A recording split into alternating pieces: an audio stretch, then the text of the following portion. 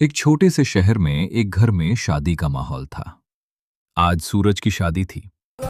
सूरज के पिताजी दुल्हन के लिए सिंदूर लेने गए और जब वो वापस आ रहे थे तभी एक पुराने घर के पास से गुजरे। तभी बहुत तेज से आंधी चलने लगी और उनके हाथ से सिंदूर गिर गया। जैसे आंधी रुकी तो वहां सिंदूर ढूंढने लगे। कुछ देर बाद उन्हें सिंदूर उस पुराने घर के पास मिला।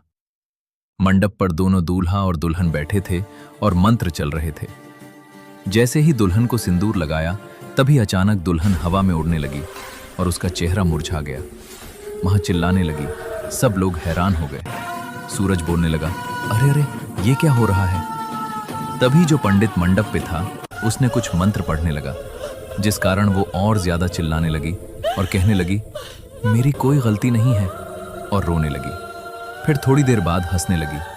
तभी पंडित बोला, कौन है तू? तभी दुल्हन की माँ बोली, क्या हुआ मेरी बेटी को? पंडित बोल, इसके अंदर आत्मा है। सभी बोले, क्या? तभी पंडित उसके ऊपर गंगा जल डालने लगे और वहां चिल्लाने लगी। पंडित ने कहा, कौन है तू? और वहां अचानक से अंधेरा हो गया और तेज से हवा चलने लगी।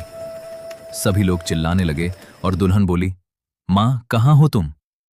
हवा थम गई और वहां सब नॉर्मल हो गया और लाइट भी आ गई।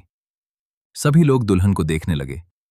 पंडित ने कहा कि शायद वो आत्मा चली गई और दुल्हन ने बोला, मां, यहां क्या हो रहा था? पंडित ने एक बार फिर से गंगा जल डाला सारी जगह और दुल्हन के ऊपर भी। फिर थोड़ी देर बाद उनकी शादी हो गई और वहां का वहां कार में बैठकर जा रही थी। रास्ते में वही घर दिखा और दुल्हन के चेहरे में एक अलग ही मुस्कान थी। उस घर को देखकर क्या वो आत्मा अभी भी है? वो क्यों आई?